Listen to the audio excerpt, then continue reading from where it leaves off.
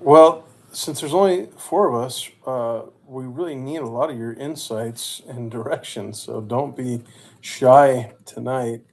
Uh, so February 18th, which is coming up pretty quick, would be Ash Wednesday.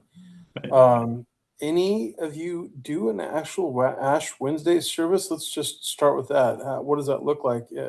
Anybody try them? I have participated in two of them over the years, but I've never done one myself. Yeah. This will be the first year we do it. Oh, you're First gonna time try for it. Juno. We're going to do it. Yeah. So tell us, like, what are you planning? What does that service look like? I'm still working on it because Okay. I'm checking out things. There's on the um, New England district through John Nielsen and the DS and a few others. They're on that district. They're doing a bunch of stuff that's out there to help the people, even devotional ideas, sermon preparation, etc.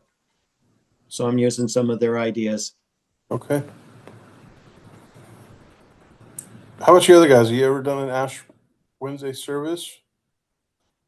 I've been a part of them many Yeah. times for a lot of years, including here, Yeah. but then I've only done them like with the youth ministry Okay. before I came even to Alaska. So we would do that as like a youth group, Yeah. or a few times there was like we had a special.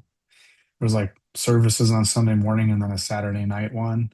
So then kind of the Saturday night church pastor would do a Mm, service like that. So we would yeah. participate in that, but I've not done it here as Yeah. far as Ash Wednesday. We Hmm. focused on Lent Yeah. often, but Yeah. I was just going to say none of the churches I've ever been a part of has done an Ash Wednesday, except for when I grew up Catholic, so I've done plenty of Ash Wednesdays, but it definitely looks Yeah. different than what it would in the Nazarene Church. Yeah. Yeah.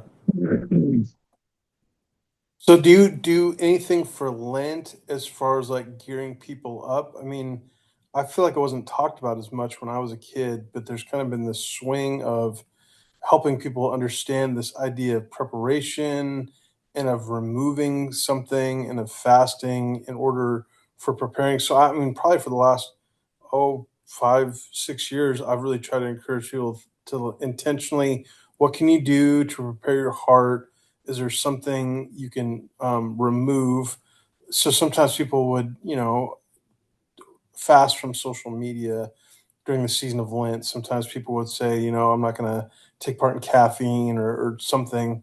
And I've actually found there was a little bit of resistance at first because people were like, well, that's just a Catholic thing and we're Protestants. We don't do that. Yes. I'm like, no, I mean, I think we could all learn some lessons of how to prepare our hearts for Jesus's resurrection. I don't think this necessarily has to be a Catholic thing, but I mean, that it's been I've tried to really lean into this idea of preparation for Lent.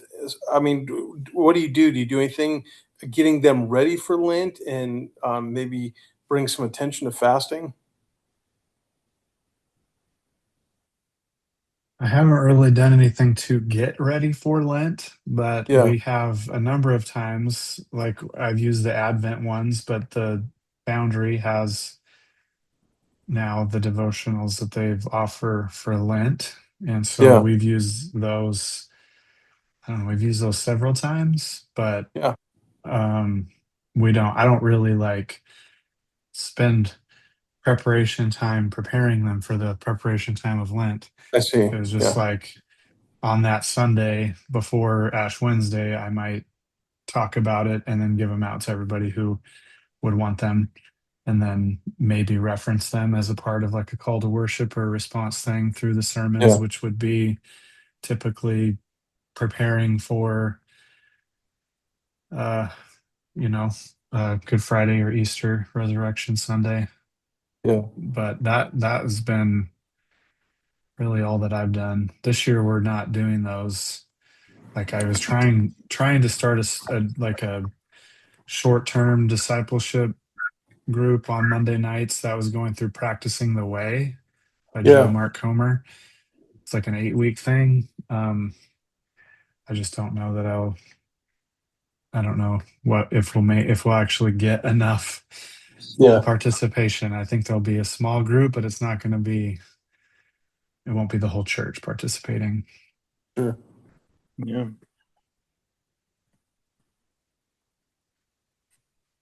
I think that curriculum they used, I mean, several years ago, Ashes to Fire was a helpful Hmm. devotional that the denomination put out. That, um, yeah, I guess I'm not familiar with too many other ones that they put out. Has the Foundry put out other ones?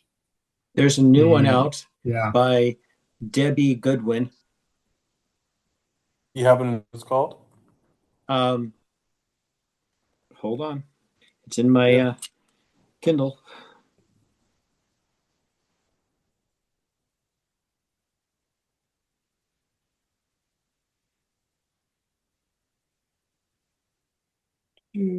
A Consuming Fire. I guess I have heard that. Yeah. Yeah. And it starts with Ash Wednesday. Okay.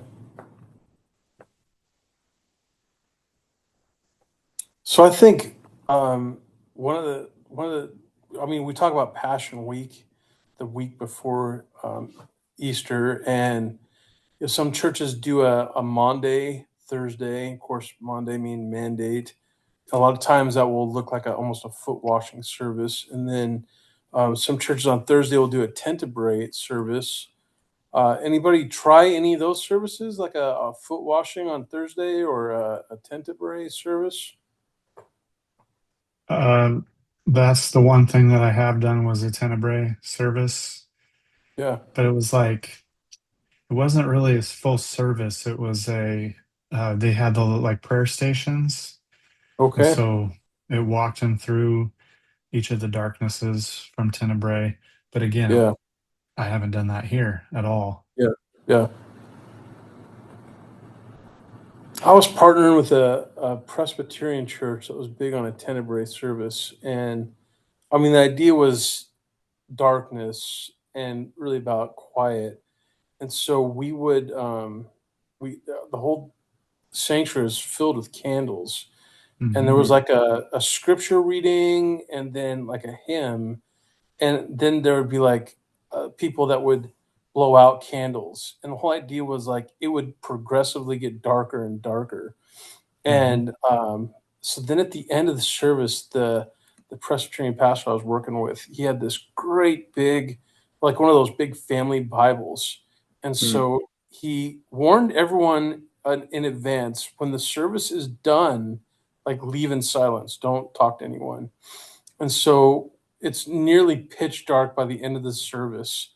And he's reading from the Gospels where Jesus says it's finished. And so he takes the Bible and he slams it. And you Ooh. could hear, like, it's now dark in the sanctuary, and here's thud. And then, like, everyone just walks out in silence. And it was just the way it moves you with the sensory of being in darkness, and then also the thud of the Bible was a very, very powerful service. And it was really meant to be somber, and you were supposed to walk in quiet and leave in quiet. And yeah, it was quite a service. Mm.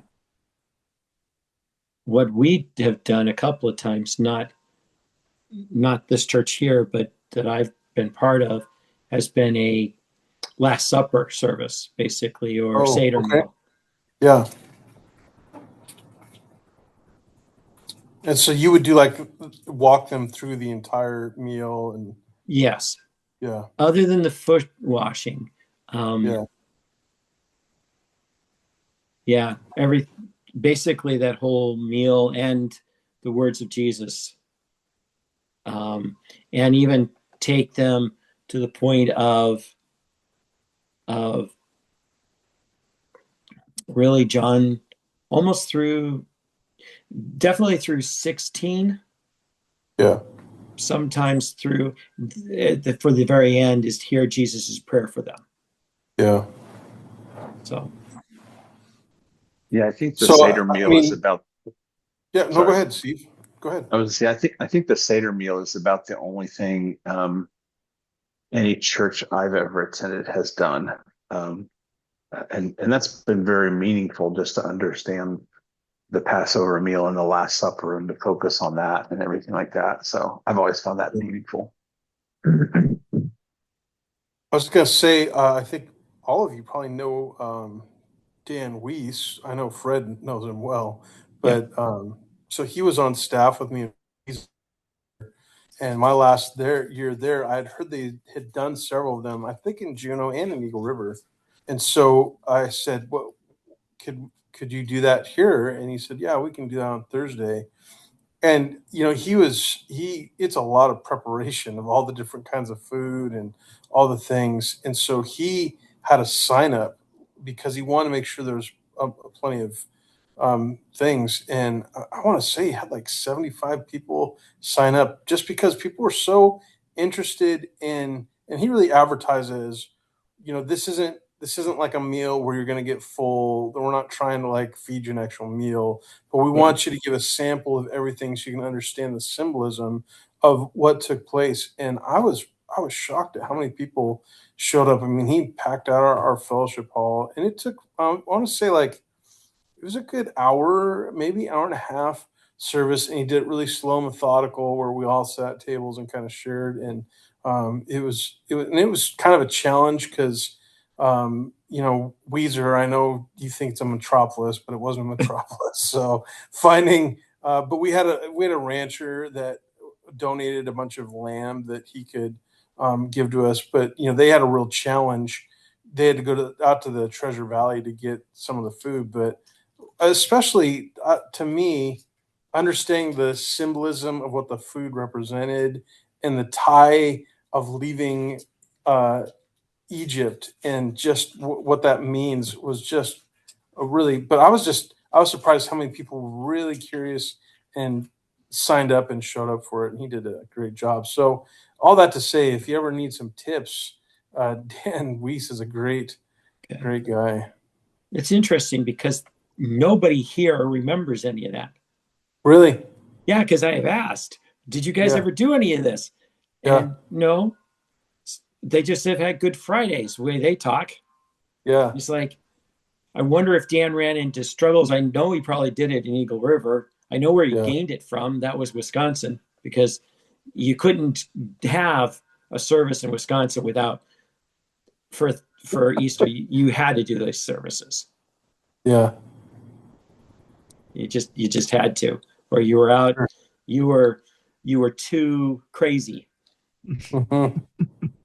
because it's Trying to, highly Lutheran Catholic in that area. So Yeah, I was trying to remember if it was when I was in Juneau or if it was when we were in Virginia, but we actually had um, a born again rabbi come mm, in. So oh, so nice. and I think we had found him through like Jews for Jesus or some organization like Yeah, that. But yeah. he actually came in with, I mean, dressed as a Jewish rabbi That's mm, awesome. and presented to us. It was really cool to hear Hmm. things from his perspective, Yeah, because he had sure. lived that his whole life. So yeah. Yeah. So this is the one that I think a lot of you are familiar with, a Good Friday service. Um, I'm just curious, like, I'm assuming that most of us have either led one or participated in a Good Friday service.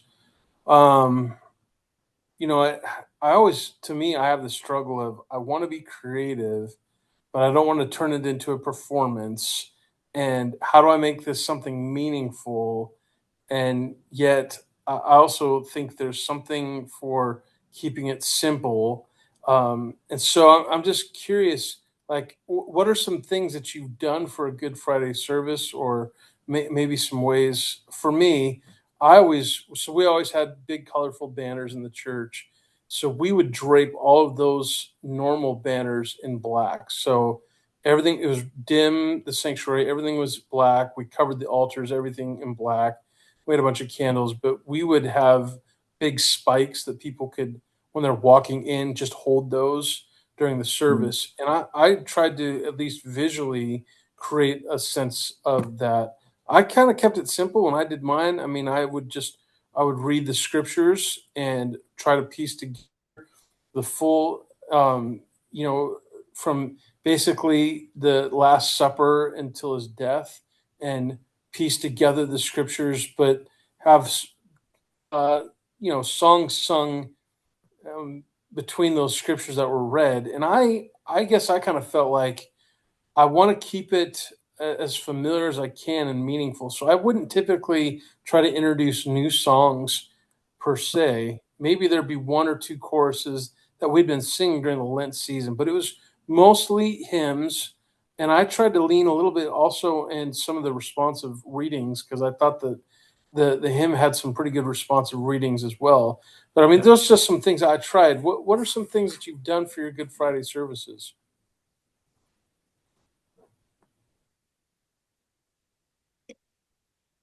We tried to do it as a joint service a couple of times in Wisconsin, and during we did it two different services. We did one for those who could make it at lunchtime, and then those that um, could only do it in the evening. So we tended to have two services. So that was one of the things we tried. Um, I'm curious how your lunch. I mean, did many people show up during that afternoon hour? um, in Wisconsin, yes, because again, being heavy Lutheran and being um, uh, it's almost a holiday. I don't want to say a holiday, Yeah, um, but it was time that almost everybody took off. yeah, It was just one of the things that was expected from all the different churches. And so we would try to do it, especially the one at lunchtime. We do that, and we did it from basically. We let it be known that we're going to start at about 12:15, and we go to 12:45, mm, so that people could get there from their work and then get back to work. yeah, In most places was fulfilled by 12:15, and people hung around till like 1. It's like nobody really cared to get back to work. yeah, yeah. So, and there were a lot of young people at it too. I was always shocked. I don't know if it would work here. So, have you not tried one in Juneau? Nope. Okay. Well, we've done not the afternoon. That was an absolute no. Can't do Yeah, that, Pastor. yeah, yeah. But you do an evening one. Yes. And it's just So, do you basic, typically preach at a Good Friday service, or just give like a devotional? What does that aspect of it look like? mostly scripture reading of what happened. And um, this year I'm going to just talk about, I'll mention one section of the whole thing. I'm going to talk about the two thieves Yeah, this time. sure. How about you, Jason? Do you do a Good Friday service? No, they not again where I was before they did that, but not here. They Nikiski has had a lot of focus on like we did a lot of sunrise services Mm, versus Good Friday, so we would be out there and it would be just like blasting wind or some freezing, if it's like in March. And so I think it's been probably 3 years since maybe more, 4 years since we did it, but there was a long period of time where we were doing sunrise services. yeah, And then we would have our regular worship service, but we also had like a full family breakfast before. So it'd be this entire huge thing. So that was what we were all focused on. So yeah. we haven't done anything on Friday. I was looking because I feel like we did at some point a Good Friday service, but I don't see it that we uh, in my special services folder that I have. Yeah, nice. So when we were in Virginia, and I think this is what Dave has started doing at Soldotna. Don't quote me on that, but I think he does something similar to this as well. But we would do kind of a drop-in um, Good Friday service where it was just kind of a self-paced Stations of the Cross. Like you would set up Mm, different stations throughout the church, yeah, and then there would be a little scripture reading about that particular station, and then some questions for reflection, and then like a self-directed prayer or something like that. yeah. And so families could come and Mm, kind of just work their way through it together. And then at the end of that, they would do they would do a communion up at the altar. So like the last station would end near the Mm. front of the sanctuary, and then they would just come over when the family was ready. In Virginia, it was we kind of rotated through some of the staff pastors there, so it wasn't the senior pastor there the whole night long. But I think that worked there well because it was a larger like city, how many and hours so are we talking people about had that it was open for people to drop in? I want to say when we did it there, it was a total of like 4 hours or something like that. And what we tried to do is we tried to start it. I want to say it started at like 5.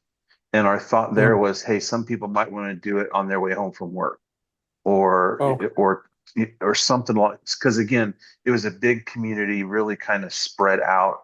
People yeah, came from all over the Tidewater area for that church, and so we wanted to give people the flexibility of, hey, if you want to do it before your dinner meal, come do it before your dinner meal. If you want to have your family dinner and then yeah. come, we'll be here. And I want to say it was like from 5 to 9, but it might depend on the size of your church and the number of people or whatever. You could adjust that time however you feel you need to. Um, Yeah. but that was pretty meaningful. I really kind of like that. I mean, Hmm. again, I was born and raised Catholic. I've done the Stations of the Cross, let me tell you. Yeah, Uh, yeah, yeah. but all I but those were more meaningful because it wasn't just, I don't know, when I was a little kid and I was Catholic, it was like, okay, you stand in front of this one, you do this. It Hmm. was more it was more ritualistic, whereas this was kind of a very thought-provoking, very kind of a solemn thing. It was kind of weird when the next family would come up behind you and their pace was a little bit faster than yours, and you're like, dude, I'm here praying, man, leave me alone. But you're riding my tail right now. It's like when you get a bumper sticker. But that's probably the best. I think that's probably one of the best uh, Good Friday services that I've experienced, is something along those lines.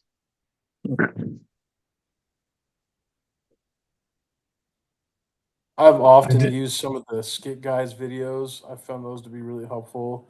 A lot of times they'll do like a whole series through Lent, and so I've sometimes used those in a Good Friday service that I've found helpful because sometimes videos can help out as well.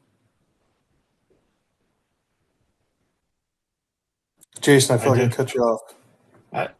Yeah, I did finally. I found that we did do a Good Friday service in 2013, and it was a Tenebrae service with the candles and the lights. Yeah. Um, but I think there was another time, and I feel like it was with Pastor Paul where we did maybe something similar to what Steve was describing, but not the stations of things. It was like families could come and they would just show up and we would do like they had communion as a family. I think it was something that he had done um, with the church. And so I feel like we did that my first year here um, when he was at Nikiski, and families would come and you would pray with them and do communion, have communion together. And then the next family would come in or something. Yeah. I find it interesting that I would offer a Christmas Eve service, and I'd also offer a Good Friday service, and I would have way more people at Christmas Eve service than Good Friday service. Hmm. And I mean, it was significant. And I mean, I would do both and advertise both strongly. And I mean, I would even try to give the idea of you can't really celebrate resurrection until you've gone through grief and like just really want to make this meaningful. But I mean, it just felt like to me, I would hardly have to do much advertisement for a Christmas Eve service.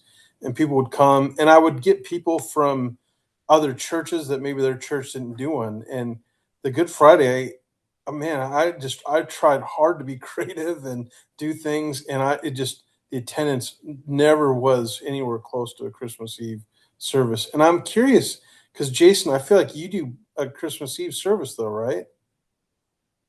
But you've never really tried. You've never really taken off with a Good Friday service. Is that because Just the one people year, just I think it was because it wasn't very, yeah? people just did not.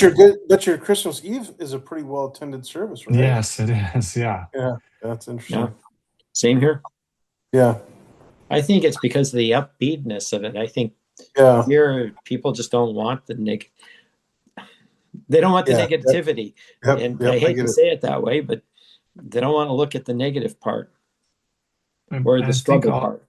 I think also the Easter Resurrection Sunday weekend is not like in Christmas, all these people have come together, all their families are traveling, and now you've got your whole family together. And Right, so it's this meaningful social family event where right. uh, on that weekend there could be a sports tournament on Thursday, Friday, Saturday, Yes. and Monday's the day off, not Friday. Right. Uh, yeah, so I think that makes a big difference. Well, and I think too, like Fred's saying, Christmas Eve feels a little more family friendly, so you can bring little kids, and it may not be the most exciting, but when you start really breaking down what Good Friday symbolizes and some of the graphic images of the way that Jesus was crucified, I think there's some parents that are kind of like, yeah, I'm not sure I want my kid to have to sit through this, and it just feels like Christmas Eve is way more family friendly for younger kids than a Good Mhm. Friday.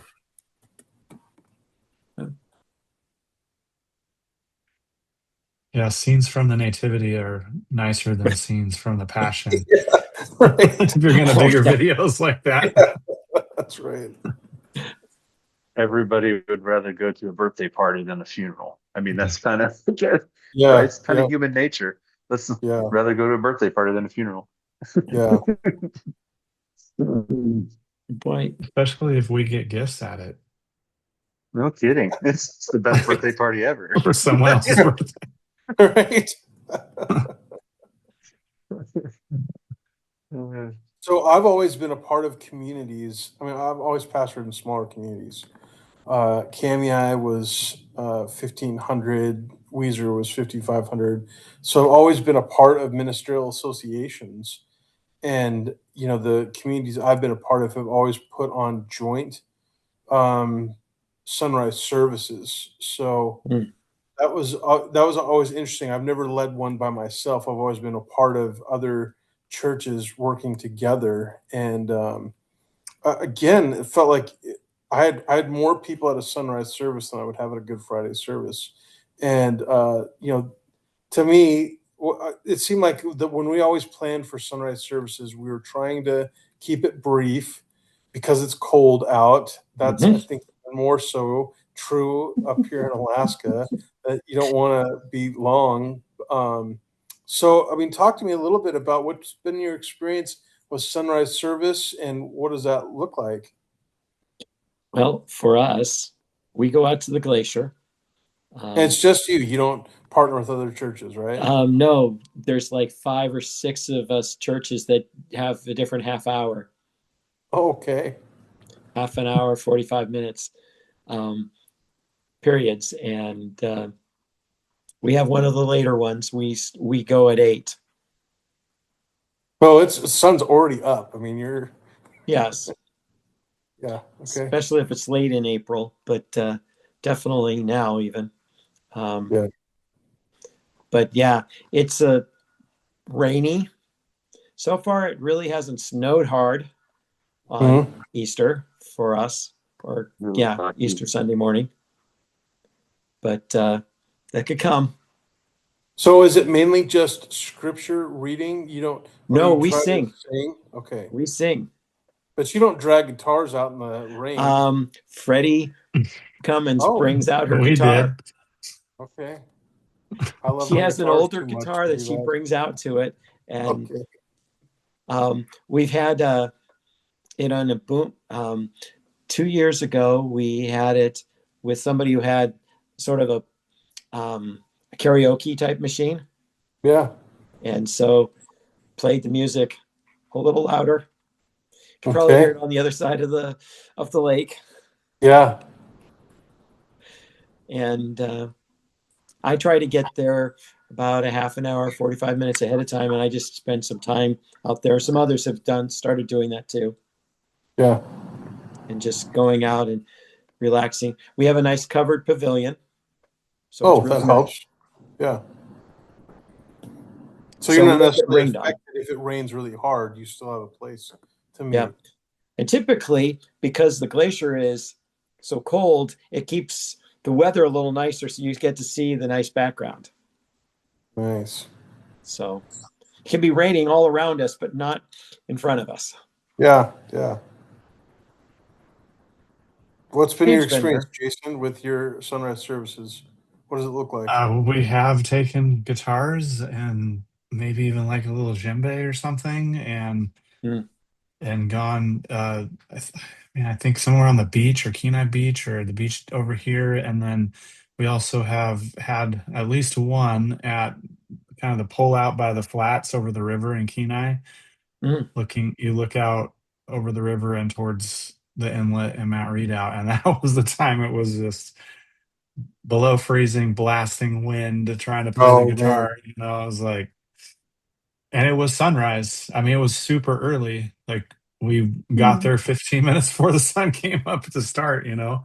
But it was mostly music. It's short. It was mostly music, reading the scripture, some very small comments made, prayer, and then people are headed home to warm up and go to the breakfast, get ready for the breakfast.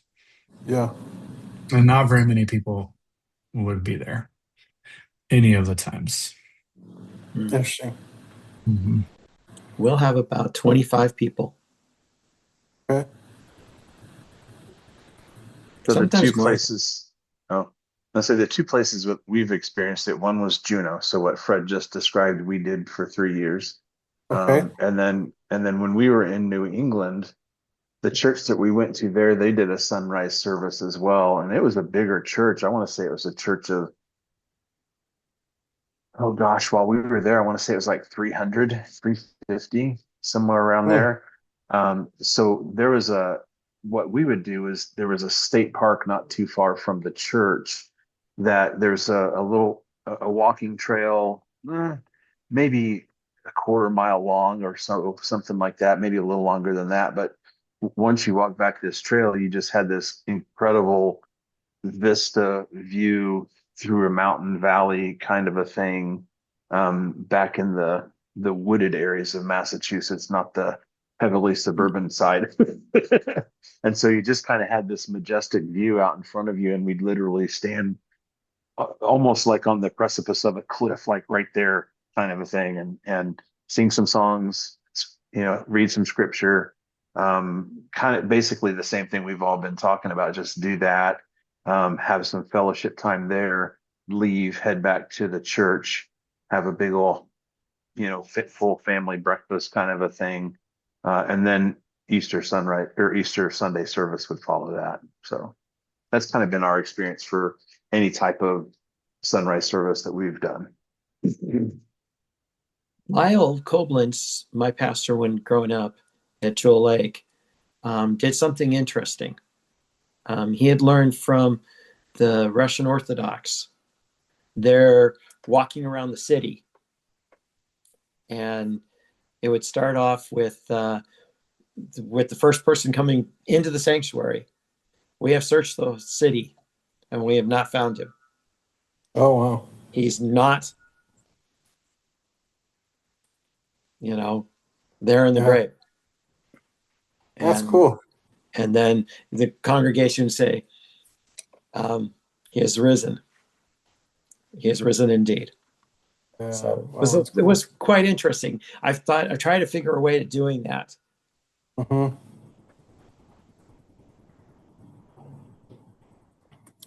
So when I mean, let's talk about the Sunday service itself. Um, we were always struggling with. We would have a lot of people that we, of course, wouldn't see except for Christmas and Easter. But I feel like even more so, we would have a bigger crowd at Easter than we did at Christmas because we had a lot of people that would travel to see family, but didn't necessarily. So a lot of people would come at Easter. So I mean, sometimes we would do two services just for Easter, just to make sure there was space.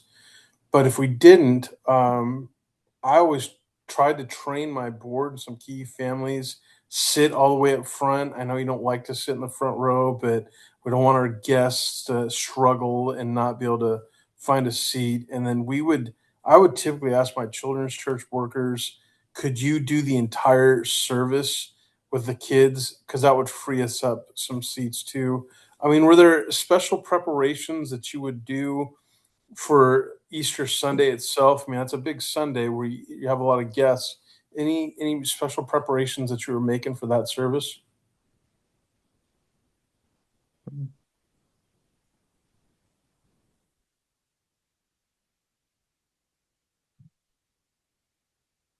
I can't think of anything along those lines of what you just described or anything like that that I've Yeah, seen or okay. done before. And I've heard some people say they would use it as a strategy to entice people to come back, and that they may launch a series, and it would be the beginning of a series and say, we really want you to come back to like hear more about it. I mean, have you tried to leverage ways that you could maybe have people come back, or have you ever tried any kind of like follow up for guests? I mean, what anything along those lines? We do have a huge family breakfast. And so even people that are visiting the church are not often there will come and have the breakfast. We start our service like 15 minutes later, like at 11. Yeah. And so then, people who are showing up for maybe what they think is on time normally will still have the Oh yeah. opportunity to like be Yeah. able to greet and find something to eat or get coffee or connect. And so that is when we get all of the people that are regulars from our church to make sure that they're coming at the beginning of that so Yeah. that they're present to welcome people throughout the whole time and invite them to it. But then they're also there when the service begins. We have everyone stay. We don't send the kids off that day, which we do normally after music, have our Yeah. children's time. We keep them all together. Hmm. And then we always have baptisms on Easter Oh yeah. Sunday. That's a And good idea. so we give them like invitation cards and things to send out to their family. And so they're inviting other people to come. Yeah. And then, of course, they're asking someone to read their testimony that might be a family member or an Yeah. extended family member or something. So we're just trying to engage, Mm, as many different people in that. And then it is often the start of a series, or, yeah. we're about to start one the next week Mhm. or something. So that's what we've done. And then I know it's an egg hunt, but we always do a candy egg hunt afterwards by age group. So it's like one building has like eggs literally just laying on the ground everywhere, and then the other the other areas for older kids in there. So it is like that day with the sometimes the sunrise, then the huge breakfast, then the service and Yeah, yeah, baptisms, and that is yeah, it is a big day. And there's yeah. a lot more people that come to that than Christmas Sunday. Christmas Eve has a lot, like you mentioned, but Christmas Sunday, not as many Yeah. um, comparatively. Last year, you mentioned the Easter egg hunt, and we have one. Last year was a disaster because they decided to put them out at the end of Sunday school. So during the worship service, all of a sudden people start seeing a whole bunch of ravens just go through Oh the yard. no. Nice. It was almost impossible to preach. We still can't do it outside, so it's all inside because there's Yeah, almost always snow on the Yeah. ground. yeah. It's always muddy here, almost Yeah. always. Real makes it really hard to find those white eggs. Just saying. I do find candy eggs like 6 months Yes, later Right. sometimes, Yeah. like, Yeah. or more. I really do like the idea of doing baptisms on Easter. I think it's a yeah. great day when we're celebrating the resurrection of Jesus, and then this idea of new life. And yeah, that's a great time to do those.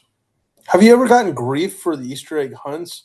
I'm just curious if people have been like, well, Easter is about the resurrection of Jesus and not about the eggs and the candy. And have you had to deal with those kind of discussions?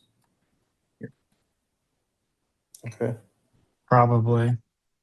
I they probably go to another church now or something. I don't know. This is recorded, so I don't know. I don't.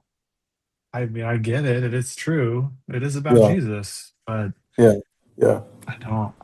I don't have issues with the other parts of celebrating fun things connected to Right. that. And yeah. So I'm not trying to cast judgment at all by any means, so please don't Yeah. hear this, but I never once did a trunk or treat. I was just there's some Oh, battles I just didn't want to fight, so I was never gonna do a trunk or sure. treat. Yeah, we don't do I that made it about either. how this is the devil's holiday and what are you doing? And I was pretty firm about not doing Easter egg hunts. And then the big community one in Weezer, the organization that did it, decided they didn't want to do it anymore. So the Chamber of Commerce came to me and said, "You guys have great property. Would you be willing to do it?" So I strategically talked to a couple of really old Nazarenes that I knew if anyone was going to have a problem, they would. And I just said, so I just had this weird phone call from the Chamber of Commerce, and they don't have anywhere for the Saturday Easter egg hunt. And we're talking about 400 or 500 kids that just can't have an Easter egg hunt, and they've asked us to do it. What do you think? And they were like, "Well, Pastor, we should have this Easter egg hunt on our property." So when I knew like the old guard was into it, I said, "Okay, we'll do it." But I felt it. What Jason's talking about, we would do that Hmm. last year. We did Thursday Seder meal. We did a Friday Good Friday service, big Easter egg hunt on Saturday, sunrise service on Sunday. And man, I'm telling you, by Sunday night, I just You're want to go crawl in a hole and die. I mean, it's a brutal weekend if you try to put it all on. And yeah, yeah. It's the one Sunday. Well, that and Christmas, we do not have Sunday evening services. yeah. We I do other. And do you usually, typically do Sunday school? And if so, do you do it on Easter or you just No, do the breakfast and place fit? Yeah, that was breakfast all. and play. yeah, we don't currently have Sunday school, and before we just did the breakfast on that specific day instead of Sunday school. I think we tend to have Easter is this outreach celebratory day, but then at our church, usually like within just a few weeks, we have the Kenai Peninsula Biker Blessing at our church, and then Okay. right after that, graduation, where they're also inviting extended family member to come. And so there tends to be back to back outreach things. So I think Interesting. that Yeah.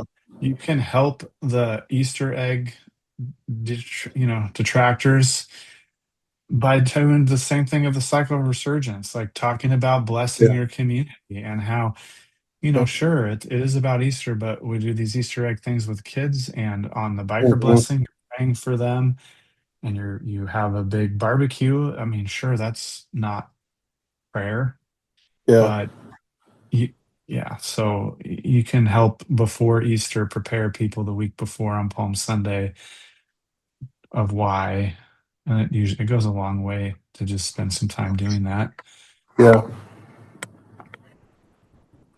Yeah. if there's a concern. So, Jason, you're our longest tenured pastor in one location.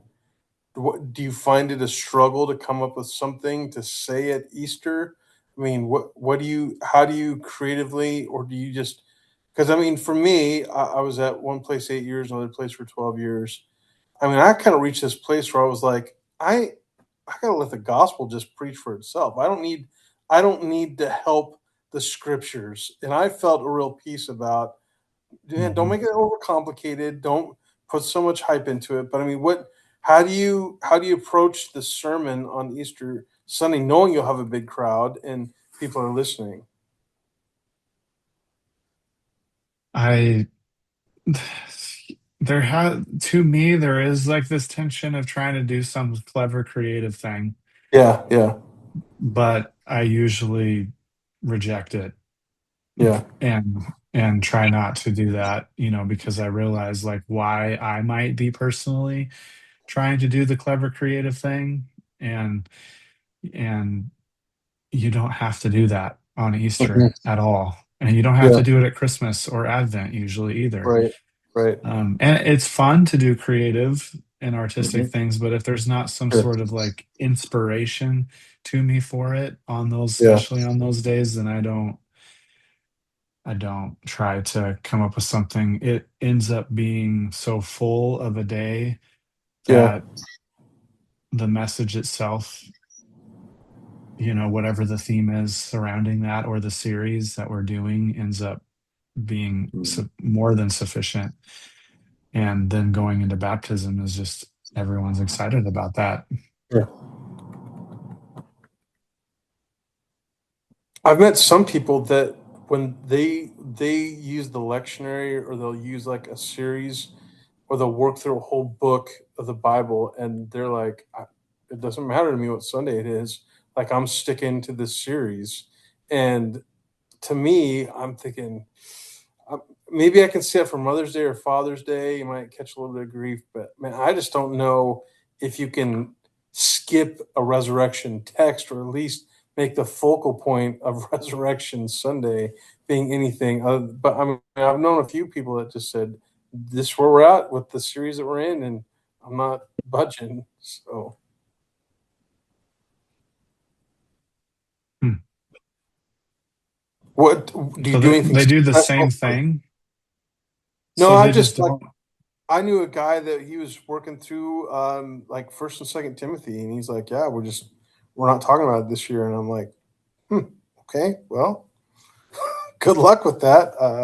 I wouldn't make that decision, but I don't have to face your people. uh, Yeah. See, what's interesting to me is, like, we wouldn't have big events after Easter per se. And so to me, like, I would always just drink Kool-Aid and think, man, if I preach well enough and our church is friendly enough, this crowd's going to want to come back.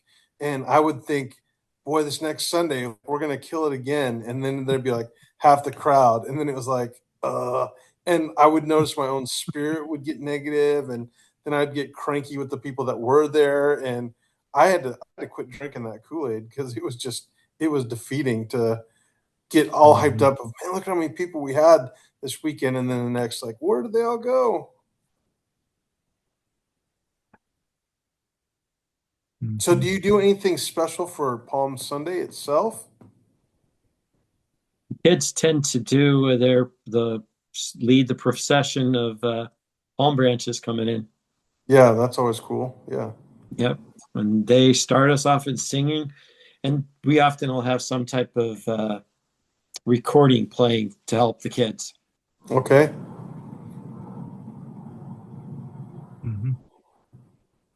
but we have to turn off the camera now for that. Yeah. Because the kids on Because of the camera. kids. Yep. Especially when we had kids that were in the process of being adopted. Yeah. Yeah. Palm Sunday was always one of my favorite Sundays to preach. I just love the idea of Hmm. Yep. what are we doing to bless Jesus? What are Yeah. we doing to praise him? How are we declaring Hosanna, save us? I mean, I always loved Palm Sunday and just the message of what the crowd was saying. And is this what we're saying today? That was always a great Sunday for me. Yeah.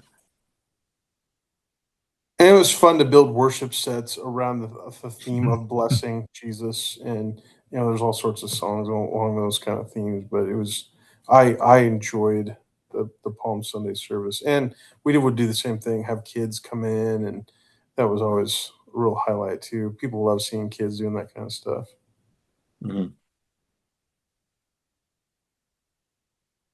Well, I had one lady that was very adamant that she would get on me if I would announce Easter Sunday because she was like, "That's a pagan holiday. Easter. We only call it Resurrection Sunday." And I'm telling you, if I would slip and say Easter Sunday, she would lose her mind. And she had no inhibitions to come and lecture and berate me in front of others. And I'd never experienced that until Wow. Weezer, but I was like, are you kidding me? Like, obviously, I'm not celebrating a pagan holiday. Calm down. Like, it's going to be all right. Wow. Any of those kind of interactions? You have people funny about how we word some of that stuff? Not run into that. Well, I'm glad that she was there for me then. Yeah. Uh, I get more pushback, more not on the word Easter, but when I do emphasize Lent, mhm. Yeah. Yes. I'll have people ask about it, or, oh, I didn't know that the Mhm. Nazarene church did that, or, Yeah. stuff like Yeah. that, or Advent, and so whenever we start those seasons, I do try to explain, hey, this is what this means, this is what this word is, and that's all it is. Yeah. We're not, I know there's some people who have a history that they appreciate, but not everyone does. Some of it has a lot of baggage, but we're going to Yeah. focus on if this was done the way that would be meaningful Right. and in a spirit that how we're going to do it, whatever, it has been in the past Yeah. or had connotations that it has. Yeah. We're doing something. This will be our second year doing it in the community. We're we're stopping all of our Wednesday night services after Ash Wednesday. Everybody's doing their own Ash Wednesday services, but all the rest of the Wednesday nights are us gathering together at each other's churches and um, sharing a meal Oh, after the service. And we're starting at 5:30, have the service, and then have soup and bread. And so it's been kind of fun seeing the different traditions. And now we get to see our friends who we meet all during the week and see how they worship in their church. how many would participate in that? Well, in our church, it started off with like No, three how or many four. churches would participate? Oh, we're doing, there's 10 of us churches, Wow. and out of the 20. Really good. Yeah, it's really fun. And we go from the, not the Orthodox, they're not joining us, but the Episcopal, Salvation Army, Baptist, Lutheran, Nazarene. That's great. So the Catholics won't, and the Orthodox Church won't. And Yeah. some of the other groups won't, Yeah. the non denominational. Yeah. Yeah.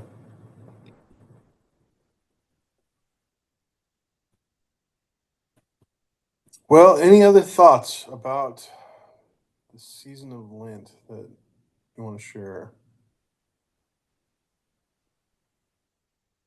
One of the parts that I'm toying with more is to say this is also a time for lament, for a time Mhm. of basically being able to say, this has been a rough year, or this has been Yeah, rough. Life is not easy.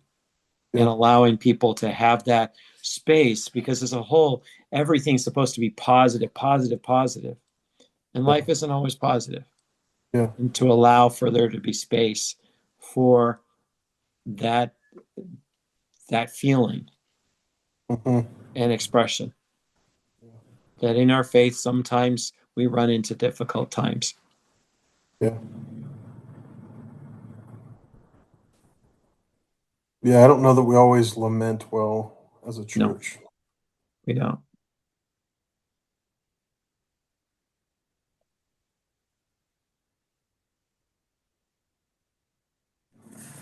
But then that leads really nicely to Easter, because now we have something to celebrate. Yeah, yep. That's great. Well, this has been a great discussion. I'll stop the recording.